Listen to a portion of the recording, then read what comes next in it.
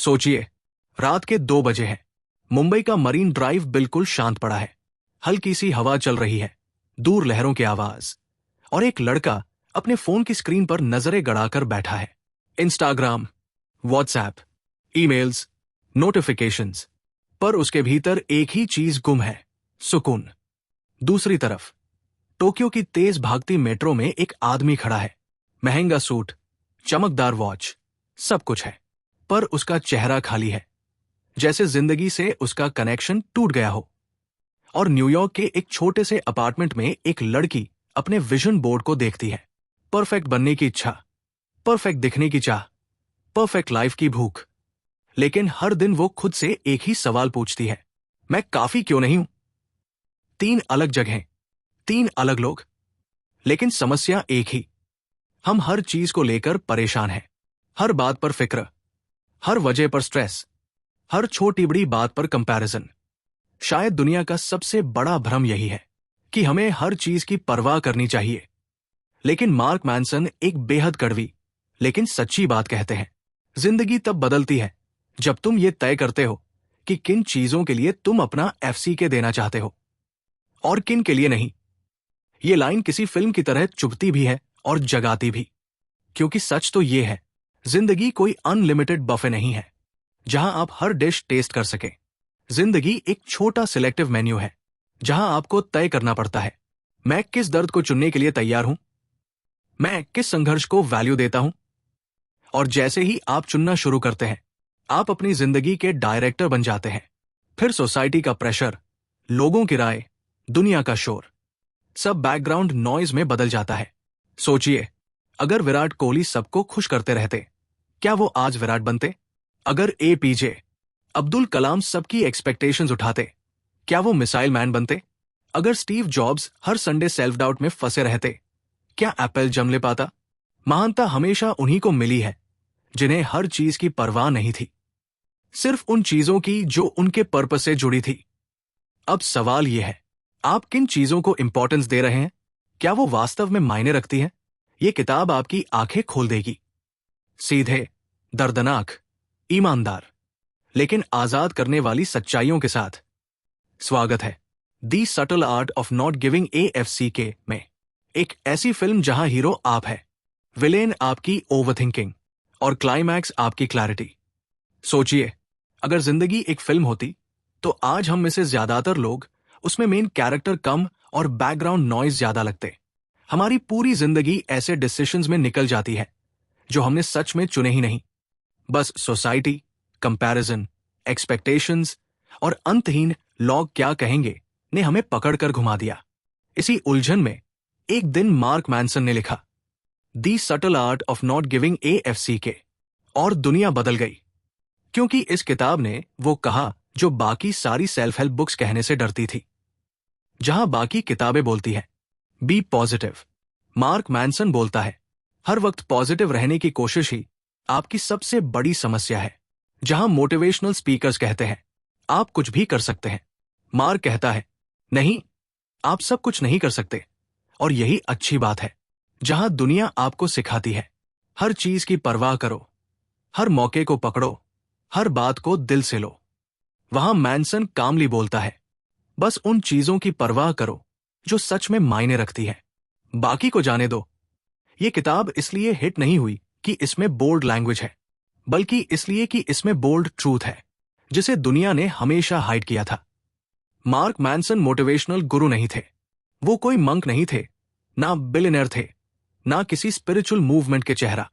वो एक आम इंसान थे जिसमें वही स्ट्रगल थी जो हम सब झेलते हैं, online validation, comparison, failures, heart breaks, self doubt. लेकिन एक दिन उन्होंने खुद से पूछा, मैं किन चीजों के पीछे भाग रहा हूं और क्यों? इस सवाल ने उनकी जिंदगी उलट दी। उन्होंने अपनी वैल्यूज बदल दी और फिर दुनिया को समझाया कि वैल्यूज डिसाइड करती है कि आपकी लाइफ सफल होगी या दुखों से भरी।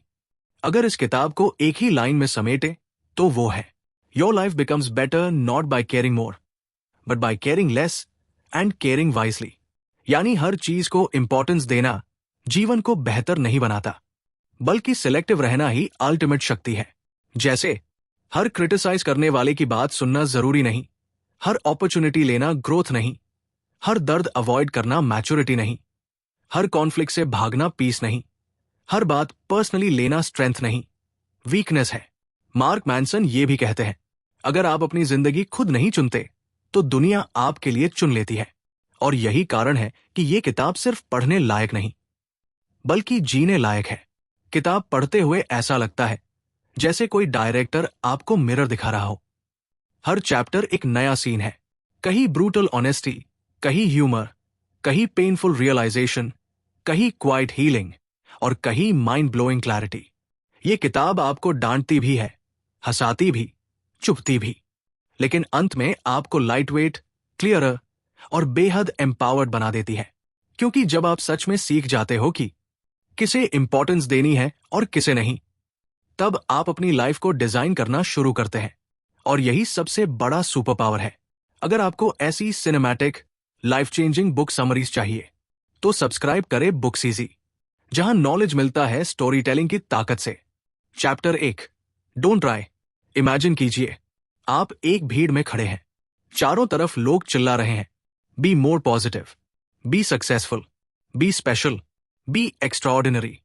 पर मार्क मैनसन धीरे से बीच में आता है और कहता है, मत भागो, मत कोशिश करो एक्स्ट्राऑर्डिनरी बनने की, बस सच्चाई को स्वीकार करो और देखो कैसे जिंदगी खुद सुधरती है। यह सुनकर पहले तो झटका लगता है, क्योंकि पूरी दुनिया सिखाती है सोचो बड़ा, पाओ बड़ा। लेकिन मैनसन कहते हैं कांस्टेंट पॉजिटिविटी ही असली नेगेटिविटी है। क्यों? क्योंकि जब आप हर वक्त खुश दिखने की कोशिश करते हैं तो आप अनजाने में खुद को बता रहे होते हैं, मैं अभी बेहतर नहीं हूं, मुझ में कमी है, मुझे और चाहिए। और यही एंडलेस क्रेविंग आपको कसमसाहट, एंजाइटी और खालीपन देती है। एक इंडियन लड़का हर दिन इंस्टाग्राम पर मोटिवेशनल रील्स देखता है, हर दिन खुद को कंपेयर करता है। उसके पास कार है, उसकी बॉडी परफेक्ट है, उसकी जॉब अच्छी है। वो सोचता है कि वो लूजर है क्योंकि वो कभी परफेक्ट नहीं बन पाता। लेकिन असली कारण ये नहीं कि वो अच्छा नहीं है, बल्कि कारण है कि वो हर चीज को लेकर ज्यादा परवाह करता है। मार्क कहते हैं, the desire for more positive experiences is itself a negative experience. यानी जितना आप हैप्पीनेस के पीछे भागते हैं वो उतनी ही दूर भागती है। ह्यूमन ब्रेन एक चीज को हमेशा एम्पलीफाई करता है, जो कमी है। इसलिए जब आप उस कमी को भरने के चक्कर में पॉजिटिव बनने की कोशिश करते हैं तो ब्रेन उसी कमी को और बड़ा बना देता है। इसलिए मैनसन कहते हैं, स्टॉप ट्राइंग। क्योंकि जब आप एक चीज को चेस करना छोड़ देते हैं तभी सच में पहला कदम मिलता है पीस का। कई लोग सोचते हैं जब नौकरी लग जाएगी तब खुश होऊंगा, जब शादी होगी तब शांत होऊंगा, जब घर बन जाएगा तब जिंदगी परफेक्ट होगी। लेकिन हर मंजिल के बाद दूसरी मंजिल आती है। जो आदमी अपनी लाइफ को रेस मानकर जीता है वो कभी फिनिश लाइन नहीं देख पाता। मार्क मैनसन कहता है, एक्स्ट्राऑर्डिनरी बनने की कोशिश में ऑर्डिनरी हैप्पीनेस भी खो देते हो। अगर ये चैप्टर आपको पावरफुल लगा तो देखिए हमारी summary, the power of your subconscious mind. क्योंकि दिमाग कैसे आपके बिलीफ से लाइफ क्रिएट करता है, ये जानना गेम चेंजर है। Chapter 2, happiness is a problem. Imagine एक पहाड़ चढ़ने वाला क्लाइंबर, कठिन रास्ता, ठंडी हवा, टूटते कदम। लेकिन जब वो शिखर पर पहुंचता है तो उसके चेहरे पर जो खुशी होती है वो उसी स्ट्रगल की वजह से होती है। मार्क कहते हैं, pain is the pathway, struggle creates meaning and without meaning happiness cannot exist. खुशी कोई बिना वजह मिलने वाली चीज नहीं है, खुशी पेन का दूसरा साइड है। सोचिए, मुंबई की ट्रैफिक में फंसकर आप गर्म हो जाते हैं, लेकिन जिम में उसी दर्द को आप खुशी से एक्सेप्ट करते हैं। क्या दर्द बदल गया? नहीं, आपका मीनिंग उसके पीछे बदल गया। मार्क कहते हैं, चूज योर पेन वाइजली। क्योंकि जिंदगी में हर किसी को पेन झेलना है, लेकिन फर्क यह है कि किस पेन से आप ग्रो होते हो और किस पेन से आप टूटते हो। जेके रोलिंग ने गरीबी, डिप्रेशन, रिजेक्शन सब झेला, बट वो टिकी रही क्योंकि उनकी स्ट्रगल का मीनिंग था। A story the world needs. Struggle वही थी, लेकिन उसका उद्देश्य बड़ा था और इसलिए वो आगे बढ़ती रही। दुनिया विराट कोहली की सेंचुरीज देखती है, बट उसके पीछे हर दिन 4-6 घंटे की प्रैक्टिस। इंजरी, क्रिटिसिज्म, फेलियर, ये दर्द ही उसके सक्सेस का आधार है। ब्रेन में रिवॉर्ड सिस्टम तभी एक्टिवेट होता है जब पेन के बाद रिलीफ मिलता है, स्ट्रगल के बाद ब्रेक थ्रू मिलता है। इसलिए मार्क कहते हैं, problems never end, you only get to choose which problems you want. आप खुशी नहीं ढूंढते, आप मीनिंगफुल स्ट्रगल चुनते हैं, और उसी स्ट्रगल की वजह से खुशी अपने आप आती है। अगर स्ट्रगल को स्ट्रेंथ बनाना सीखना है तो चेक करो हमारी summary. Think less, do more. ये आपको ओवर थिंकिंग की जंजीरें तोड़ना सिखाएगी। Chapter 3, you are not special. Imagine एक क्लासरूम, ब्लैकबोर्ड के सामने एक बच्चा खड़ा है। टीचर कह रही है, तुम बहुत स्पेशल हो, तुम कुछ भी कर सकते हो। और पूरी दुनिया यही दोहरा रही है, स्पेशल बनो, यूनिक बनो, एक्स्ट्राऑर्डिनरी बनो। लेकिन मार्क मैनसन अचानक फ्रेम में आते हैं और कहते हैं, तुम खास हो, लेकिन सिर्फ उतने ही जितने बाकी 8 अरब लोग। ये सुनकर ईगो टूटती है, पर यही सच सबसे जरूरी है। सेल्फ हेल्प इंडस्ट्री ने हमें गलत तरह की उम्मीदें दी कि हम सभी एक्स्ट्राऑर्डिनरी बन सकते हैं, पर अगर हर कोई एक्स्ट्राऑर्डिनरी हो जाए तो एक्स्ट्राऑर्डिनरी भी ऑर्डिनरी हो जाएगा। मार्क कहते हैं, एवरेज होना फेलियर नहीं है, बल्कि मानव होने का प्राकृतिक सत्य है। हमारा ईगो हमें एक्सेप्शनल बनने को कहता है, लेकिन ये ईगो ही हमें डिप्रेशन, एंजाइटी और कंपैरिजन में धकेलता है। ब्रेन की 2 बड़ी समस्याएं, जितना ज्यादा आप खुद को स्पेशल मानते हैं, उतना ज्यादा दुनिया आपको डिसअपॉइंटमेंट देती है। जितना ज्यादा आप परफेक्शन मांगते हैं, उतना ज्यादा आप फ्रस्ट्रेशन पाते हैं। इसलिए मार्क कहते हैं, आप एक्स्ट्राऑर्डिनरी तभी बनते हैं जब आप एक्सेप्ट करते हैं कि आप ऑर्डिनरी हैं। हम एक कल्चर में रहते हैं जहां हर पेरेंट कहता है, मेरे बच्चे को टॉप करना है, मेरे बच्चे को डॉक्टर बनना है, मेरे बच्चे को कुछ बड़ा करना है। पर बड़े अक्सर खुद एवरेज लाइफ ही जीते हैं। और एवरेज होना कोई अपराध नहीं है, बल्कि ये हमें ग्राउंडेड बनाता है। मार्क सिखाते हैं, अपने एवरेज को एक्सेप्ट करो, तभी आप सही चीजों पर फोकस कर पाओगे।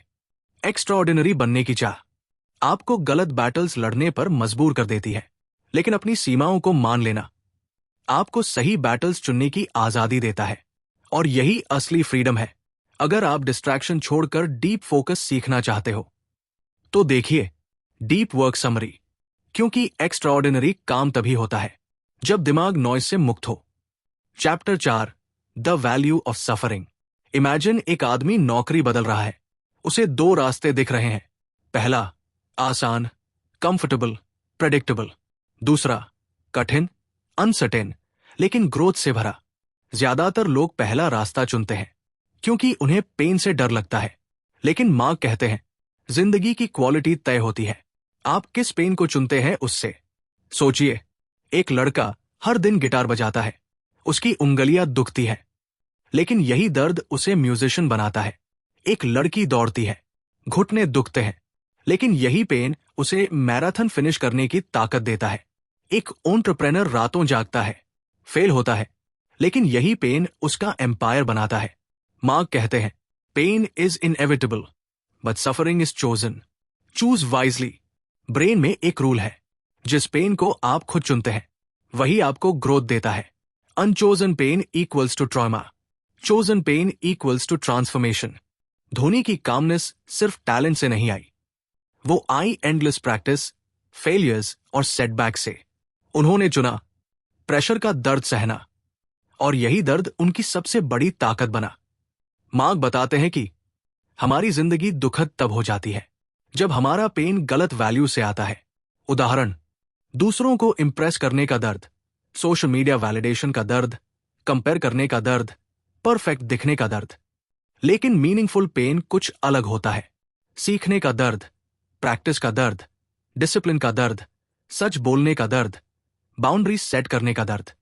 यही वैल्यूज ड्रिवन पेन हमें मजबूत बनाता है।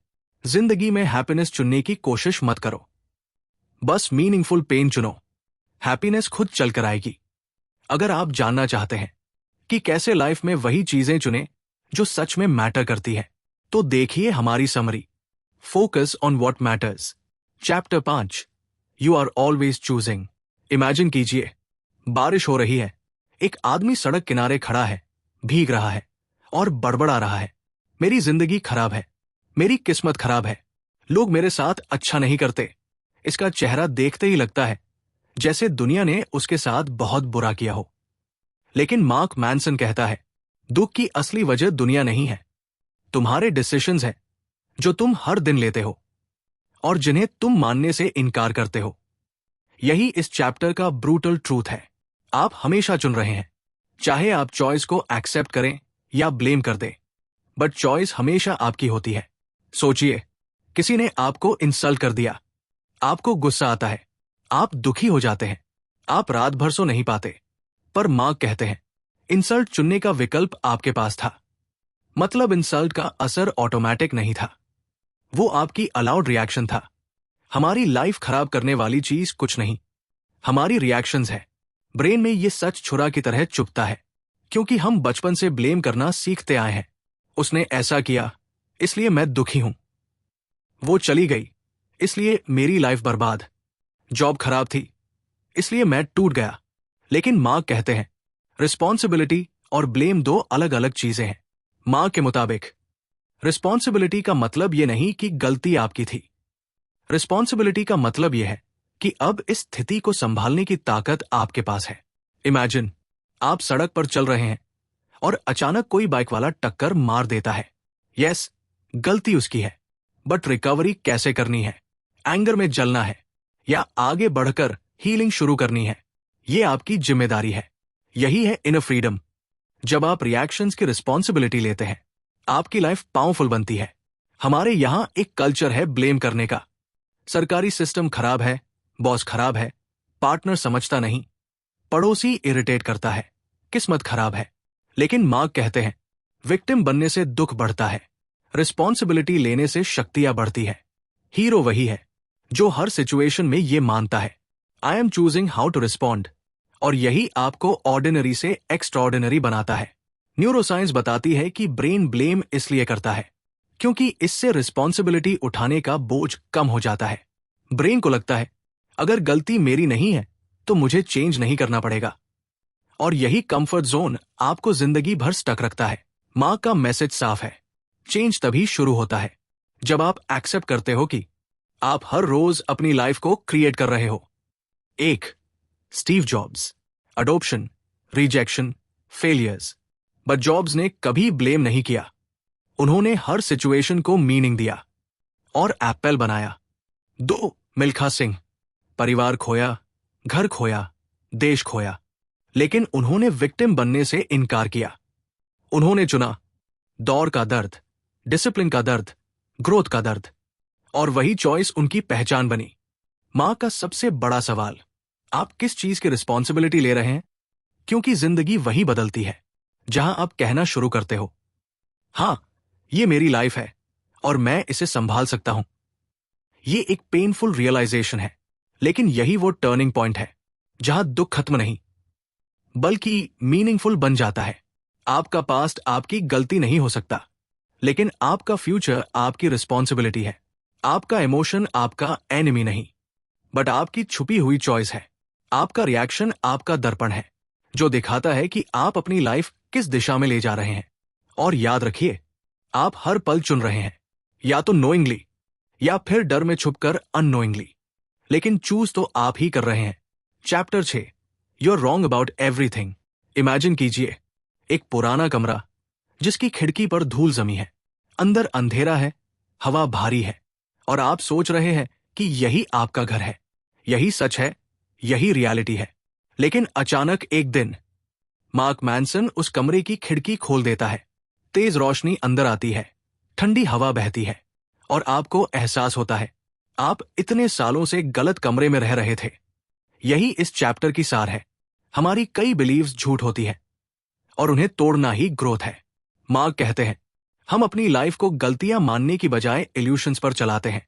हम खुद से कहते हैं मेरा पार्टनर परफेक्ट होना चाहिए, मेरी लाइफ स्मूथ चलनी चाहिए, लोग मुझे समझे, मिस्टेक्स मेरे बस की बात नहीं। लेकिन ये सारी बातें सिर्फ इल्यूशंस है। सच्चाई ये है हम सब गलत हैं, हम सब गलतियां कर रहे हैं, और हम सब गलत से ही सही सीखते हैं। जो लोग सर्टेनिटी के पीछे भागते हैं वे कभी ट्रूथ तक पहुंच ही नहीं पाते। साइकोलॉजी एंगल, ब्रेन सर्टेनिटी क्यों चाहता है? न्यूरोसाइंस बताती है ब्रेन अनसर्टेनिटी से डरता है क्योंकि अनसर्टेनिटी एनर्जी खर्च करवाती है। इसलिए ब्रेन झूठी बिलीव्स को भी पकड़कर रखता है, बस इसलिए कि उसे कंफर्ट मिलता रहे। एग्जाम्पल, आप सोचते हैं मैं ये काम नहीं कर सकता, आपने ट्राई भी नहीं किया, पर ब्रेन आपको यकीन दिला देता है कि ये सच है क्योंकि उसे मेहनत नहीं करनी। मार्क कहते हैं, अगर आप मान लेते हैं कि आप गलत हो सकते हैं, आपका दिमाग खुल जाता है और वहीं से लर्निंग शुरू होती है।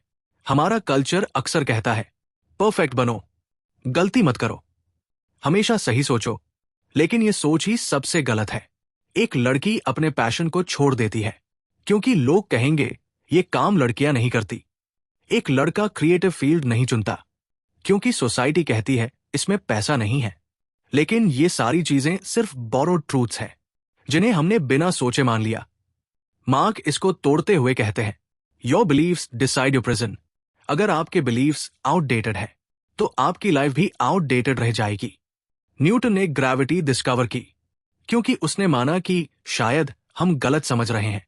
आइंस्टाइन ने फिजिक्स बदल दी क्योंकि उसने कहा यह सब शायद गलत है। स्टीव जॉब्स ने कहा कंप्यूटर्स बोरिंग क्यों हो, शायद दुनिया गलत सोच रही है। हर इनोवेशन शुरू होता है सिर्फ एक थॉट से, maybe I am wrong. Imagine एक आदमी जिसने 10 साल एक ही बिलीफ पकड़े रखा है कि लोग भरोसे लायक नहीं होते। फिर एक दिन उसे एहसास होता है कि ये बिलीफ उसके पास्ट की चोट से आया है, ना कि दुनिया की सच्चाई से। जब वो इसे तोड़ता है, उसके अंदर एक नई दुनिया खुल जाती है। वो ट्रस्ट लर्न करता है, रिलेशनशिप्स बिल्ड करता है और खुश रहना सीखता है। बिलीफ्स ताले हैं, डाउट चाबी है और नया ट्रूथ दरवाजा खोलता है। ग्रोथ तभी आती है जब आप एक्सेप्ट करते हैं कि आप कई जगह गलत थे। गलतियां वीकनेस नहीं, गलतियां ही वो डोर्स है जहां से विजडम एंटर होता है। सबसे बड़ी गलती वही करता है जो ये सोचता है कि वो गलत नहीं हो सकता। मार्क कहते हैं, अगर आप लाइफ में क्लैरिटी चाहते हैं तो शुरू करो ये कहकर, आई माइट बी रॉन्ग। यही वो वाक्य है जहां से ईगो मरती है और ट्रांसफॉर्मेशन जन्म लेता है। Chapter 7, failure is the way forward. Imagine एक बॉक्सिंग रिंग, लाइट्स चमक रही है, भीड़ चिल्ला रही है। एक बॉक्सर बार बार गिरता है, उसके घुटने छिल गए हैं, नाक से खून बह रहा है, पर वो हर बार उठता है। दूर खड़ा मार्क मैनसन एक लाइन बोलता है, विनर्स वो नहीं जो कभी नहीं गिरते, विनर्स वो हैं जो 7 बार गिरकर 8वीं बार उठते हैं। यही इस चैप्टर का एसेंस है। असफलता दुश्मन नहीं है, असफलता ही रास्ता है। मार्क कहते हैं, failure is the process, success is the result. हमारी प्रॉब्लम यह है कि हम रिजल्ट चाहते हैं बिना प्रोसेस के, हम कंफर्ट चाहते हैं बिना डिस्कंफर्ट के, हम जीत चाहते हैं बिना हार के। लेकिन सक्सेस की कहानी का पहला पन्ना हमेशा फेलियर से ही शुरू होता है। सोचो, आप साइकिल चलाना सीख रहे हो। सबसे पहले क्या होता है? आप गिरते हो, फिर आप बैलेंस लर्न करते हो। साइकिल चलाना गिरने से ही आता है, लाइफ चलाना भी गिरने से ही आता है। ब्रेन न्यूरोसाइंस बताती है, गलतियां न्यूरल पाथवेज बनाती है। हर बार जब आप फेल होते हो, ब्रेन नए कनेक्शंस बनाता है और नेक्स्ट टाइम स्किल्स बेटर हो जाती है। यानी फेलियर ब्रेन को अपग्रेड करता है। मार्क कहते हैं, you cannot learn without failing. पर आज की जेनरेशन की बड़ी दिक्कत है, we want the reward without the risk. इसलिए लोग शुरू ही नहीं करते क्योंकि उन्हें गिरने से डर लगता है। हमारे यहां फेलियर टबू है। स्कूल में फेल होना शेम, एग्जाम में फेल होना शेम, बिजनेस में फेल होना शेम। लेकिन दुनिया के बड़े लेजेंड्स यही शेम लेकर आगे बढ़े थे। एक समय ऐसा था जब लोग कहते थे ये एक्टर नहीं बन पाएगा। मूवीज फ्लॉप हो रही थी, पर फेलियर ने उन्हें तोड़ा नहीं। फेलियर ने उन्हें आइकॉनिक बनाया। स्मॉल बिगिनिंग्स, बिग फेलियर्स, लेकिन हर फेलियर ने स्ट्रॉन्गर फाउंडेशंस बनाई। Michael Jordan, I missed 9000 shots and that's why I succeed. Thomas Edison, I didn't fail 1000 times, I learned 1000 ways that won't work. के. Rolling, rejections ने ही Harry Potter को जन्म दिया। Failure उनका fuel था, उनका पर्पस था, उनकी डायरेक्शन थी। सक्सेस एक स्ट्रेट लाइन नहीं है, सक्सेस एक मेसी जिगजैग ग्राफ है जिसमें एक ही पैटर्न रिपीट होता है। जो लोग सोचते रहते हैं वो स्टक रहते हैं, जो लोग एक्शन लेते रहते हैं भले वो फेल हो, अंत में जीत वही पाते हैं। मार्क कहते हैं, do something then fix your mistakes, that how you grow. एक लड़का यूट्यूब शुरू करना चाहता है। वो 2 महीने इक्विपमेंट ढूंढता है, 4 महीने प्लानिंग करता है, 3 महीने कंफ्यूजन में रहता है, लेकिन एक भी वीडियो अपलोड नहीं करता। दूसरी तरफ एक लड़की है, वो पहला वीडियो खराब बनाती है, दूसरा एवरेज, तीसरा थोड़ा बेटर, और 20th वीडियो वायरल हो जाता है। कौन जीता? वो नहीं जिसने परफेक्ट प्लान बनाया था, वो जीता जिसने इम्परफेक्ट एक्शन लिया था। मार्क कहते हैं, When you stop fearing failure, you start living honestly। क्योंकि फिर आपको परफेक्ट दिखने का डर नहीं रहता, लोग क्या कहेंगे इसकी चिंता नहीं रहती, गलतियां आपकी एनिमीज नहीं रही, वो आपकी टीचर्स बन जाती है। फेलियर आपको गिराता नहीं, रियलिटी दिखाता है। फेलियर आपकी वीकनेस नहीं, डायरेक्शन है। फेलियर अंत नहीं, शुरुआत है। और सबसे बड़ी लाइन, अगर जिंदगी में कुछ बड़ा करना है तो असफलता को गले लगाओ, क्योंकि सफलता उसी की गोद में बैठती है जो असफलता को अपना पिता मानता है। Chapter 8, the importance of saying no. Imagine एक आदमी जिसके हाथ में एक खाली कटोरा है। लोग आते हैं और उसमें अपने अपने मांगे डाल जाते हैं। मेरी मदद करो, मेरे लिए ये कर दो, मुझे समझो, मेरी एक्सपेक्टेशंस पूरी करो, मेरे हिसाब से चलो। और वो आदमी सबकी बातें मानते मानते खुद का कटोरा खाली कर देता है, लेकिन किसी को संतुष्ट नहीं कर पाता। मार्क मैनसन कहते हैं, अगर आप नहीं कहना नहीं सीखते तो दुनिया आपकी लाइफ को चलाएगी, आप नहीं। हम हाँ इसलिए नहीं बोलते कि हम चाहते हैं, हम हाँ इसलिए बोलते हैं क्योंकि हमें डर होता है कि लोग नाराज हो जाएंगे, हमें लगता है कि हम बुरे इंसान लगेंगे, हमें डर है रिजेक्शन का, हमें आदत है खुद को भूलने की। लेकिन मार्क कहते हैं, every yes is a no to your own future. जब आप दूसरों को खुश करने के लिए हाँ पर हाँ बोलते जाते हैं तो आप अपनी जिंदगी, अपनी एनर्जी, अपने सपनों को ना बोल रहे होते हैं। न्यूरोसाइंस बताती है कि ह्यूमंस में एक डीप सीटेड फियर होता है, आई वॉन्ट बी एक्सेप्टेड। लेकिन बाउंड्रीज के बिना एक्सेप्टेंस नहीं, सिर्फ एक्सप्लॉटेशन मिलता है। मार्क कहते हैं, healthy people respect boundaries, toxic people hate them. जब आप नहीं बोलते हो, अच्छे लोग आपकी रिस्पेक्ट करते हैं, बुरे लोग आपसे दूर हो जाते हैं। दोनों ही सिचुएशंस आपकी जिंदगी को बेहतर बनाती है। इमेजिन एक लड़की जो अपने दोस्त, फैमिली, ऑफिस, हर एक को हाँ कहती है। लोग उससे काम करवाते रहते हैं, वो हंसती रहती है, लेकिन रात को बिस्तर पर गिरते ही सोचती है, मेरे लिए टाइम कब है। एक दिन वो थककर टूट जाती है और वही उसे एहसास होता है, दुनिया ने उसे एक्सप्लॉइट नहीं किया, उसने बाउंड्रीज नहीं रखी थी। वो नहीं बोलना सीखती है और अचानक उसकी लाइफ बदलने लगती है। ज्यादा टाइम मिलता है, ज्यादा क्लैरिटी आती है, ज्यादा खुश रहती है, क्योंकि no is not rejection, no is self respect. हम ऐसे माहौल में बड़े होते हैं जहां बड़ों को मना नहीं करते, रिश्तेदारों को ना बोलना बदतमीजी है, सबका काम कर दो तभी अच्छे कहलाओगे। लेकिन मार्क कहते हैं, a good life requires good boundaries. अगर आप हर किसी की बात सुनते रहें तो आपकी जिंदगी आप नहीं, दूसरे लोग चलाएंगे। मार्क एक पावरफुल बात कहते हैं, यस आपको बिजी बनाता है, नो आपको फ्री बनाता है। जब आप हर जगह यस बोलते हैं, आपका टाइम, एनर्जी, पीस सब खत्म हो जाता है। लेकिन जब आप सिलेक्टिव होते हैं तो आपकी लाइफ उन चीजों के लिए खुलती है जो सच में आपकी कहानी का हिस्सा थी। मार्क बताते हैं, अगर 2 लोग एक दूसरे को हर चीज में हाँ बोलते रहें तो रिश्ता टॉक्सिक बन जाता है, क्योंकि वहां ऑनेस्टी नहीं रहती, सिर्फ फेयर रहता है। नहीं बोलना ट्रस्ट बढ़ाता है, क्योंकि इसका मतलब है कि आप अपने फीलिंग्स को सीरियसली लेते हो।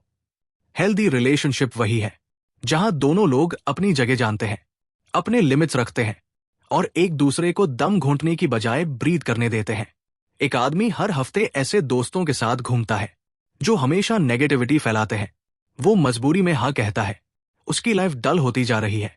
एक दिन वो हिम्मत करता है और कहता है, नहीं मैं नहीं आऊंगा। पहली बार उसे डर लगता है, दूसरी बार गिल्ट, लेकिन तीसरी बार वो रिलीफ महसूस करता है। और उसके बाद वो ऐसे लोगों से जुड़ता है जो ग्रोथ चाहते हैं, पॉजिटिविटी चाहते हैं और उसके ड्रीम्स का सम्मान करते हैं। एक नहीं, ने उसकी पूरी दुनिया बदल दी। मार्क इस चैप्टर की सबसे बड़ी लाइन में कहते हैं, if you don't say no to the wrong things You will never have space for the right things. Chapter 9. And then you die. Imagine कीजिए, एक शांत कमरा, खिड़की से हल्की सी धूप अंदर आ रही है। एक बुजुर्ग व्यक्ति बिस्तर पर लेटा है, चेहरे पर झुर्रियां, पर आंखों में सच्चाई। वो अपनी पूरी जिंदगी को रिवाइंड करते हुए देख रहा है। क्या बना पाया, क्या खो दिया, किस चीज को बेवजह महत्व दिया, और किन पलों को वह और जीना चाहता था। मार्क कहते हैं, all your worries end at the same place, the grave. ये चैप्टर लाइफ और डेथ दोनों को एक सिनेमैटिक मिरर की तरह उपयोग करता है, ताकि आप उन इल्यूशंस को देख सको जिनके पीछे दौड़ते दौड़ते आप अपनी असली लाइफ खो देते हो। चाहे कोई बिलियनर हो, कोई गरीब, कोई जीनियस, कोई सिंपल इंसान, सभी का अंत एक ही है, साइलेंस। मार्क कहते हैं, death is the ultimate truth and truth gives clarity. Death का थॉट डराने के लिए नहीं, बल्कि जगाने के लिए है, क्योंकि जब आपको याद आता है कि एक दिन आप नहीं रहेंगे, तब आप सीरियस होना शुरू करते हैं उन चीजों को लेकर जो आपके लिए सच में मायने रखती है। न्यूरोसाइंस बताती है, जब इंसान मोर्टैलिटी के बारे में सोचता है, उसका ब्रेन प्रायोरिटीज रीसेट कर देता है। फिर आपको सडनली महसूस होता है कि क्रोध इतना जरूरी नहीं था, कि ईगो झूठा भार था, कि लोगों की राय हवा का झोंका थी, कि पैसा महत्वपूर्ण है पर मीनिंगफुल लाइफ उससे ज्यादा महत्वपूर्ण है, कि सच्चा प्यार, सच्ची वैल्यूज, सच्चा काम, यही जीवन का सार है। डेथ क्लैरिटी देती है, क्योंकि फॉरगेटिंग डेथ ही हमारी सारी प्रॉब्लम्स की जड़ है। इमेजिन एक बच्चा अपनी दादा से पूछता है, दादा, लोग मरते क्यों हैं? दादा मुस्कुराकर कहते हैं, क्योंकि बेटा, अगर हम न मरे तो हमें जिंदगी की कीमत ही न पता चले। मां किसी थॉट को एम्पलीफाई करते हैं, you are temporary, so make your days meaningful. Mark बताते हैं कि उनके किशोर उम्र में उनका एक बहुत घनिष्ठ मित्र था, जो अचानक मर गया। उस एक घटना ने मार्क की जिंदगी की दिशा बदल दी। उन्होंने लिखा, his death forced me to confront life. जब उसे एहसास हुआ कि लाइफ इतनी फ्रेजाइल है, उन्होंने खुद से सवाल पूछना शुरू किया, मैं किस चीज की परवाह कर रहा हूं? क्या यह परवाह सच में मायने रखती है? अगर मैं कल मर जाऊं, क्या मुझे अपनी आज की चॉइसेस पर गर्व होगा?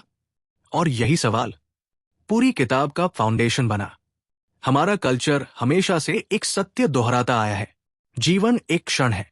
कबीर, रैदास, मीरा, नानक, सबने कहा कि मनुष्य अस्थायी है, लेकिन मॉडर्न वर्ल्ड ने हमें इल्यूशंस में फंसा दिया है। Followers, likes, social validation, perfect image, fake happiness. Mark इस इल्यूजन को तोड़ते हैं, कहते हैं, death destroys the unnecessary, life becomes beautiful after that.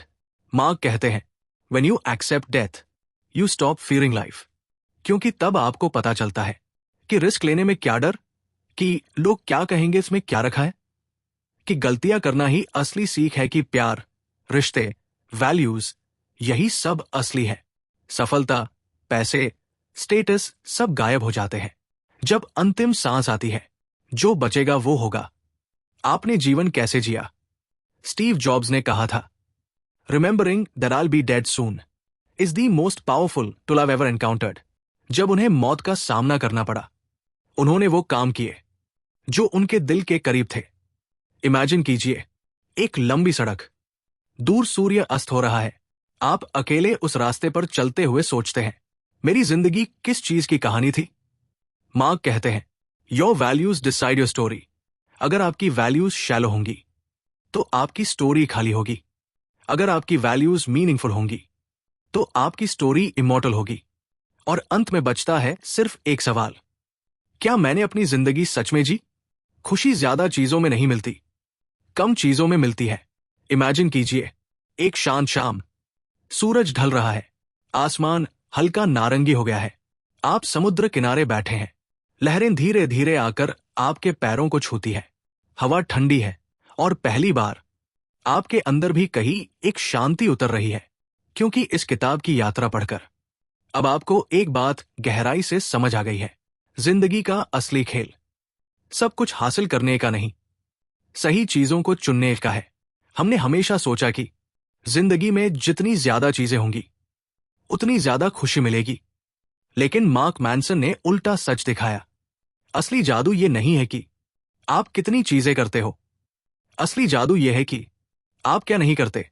जब आप बेकार फाइट्स नहीं करते, बेकार लोगों को इंपॉर्टेंस नहीं देते, फेक एक्सपेक्टेशंस को छोड़ देते हैं, सेल्फ डाउट को पहचान लेते हैं और वो बैटल्स चुनते हैं जो आपकी वैल्यू से मेल खाती है, तभी लाइफ मीनिंग से भरने लगती है। आप पैसे, सक्सेस, फेम, पॉपुलैरिटी, इन सबको चेस कर सकते हो, लेकिन ये सब टेम्परेरी है। ये कहानियां 2 दिन में मिट जाती है। मार्क कहते हैं, your values decide the quality of your life.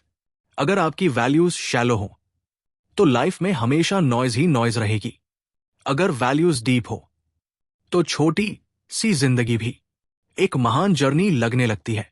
यही वैल्यूज आपको स्ट्रांग बनाती है। यही वैल्यूज आपको क्लैरिटी देती है। यही वैल्यूज आपको वो इंसान बनाती है जो जिंदगी में सच में जीतता है। हम सोचते हैं, अगर मैं छोड़ दूंगा तो हार जाऊंगा, लेकिन मार्क कहते हैं, कुछ चीजें छोड़ना ही विनिंग मूव है। छोड़ दो अनावश्यक स्ट्रेस, दूसरे लोगों की उम्मीदें, सोशल मीडिया कंपैरिजन, पास्ट की गलतियां, गिल्ट, फियर, टॉक्सिक रिलेशनशिप्स, उन चीजों का भार जो आपकी कहानी का हिस्सा नहीं है। क्योंकि जब आप ये बोझ छोड़ते हैं, तभी आपके हाथ खाली होते हैं कुछ मीनिंगफुल पकड़ने के लिए। इमेजिन, आप एक पहाड़ की चोटी पर खड़े हैं।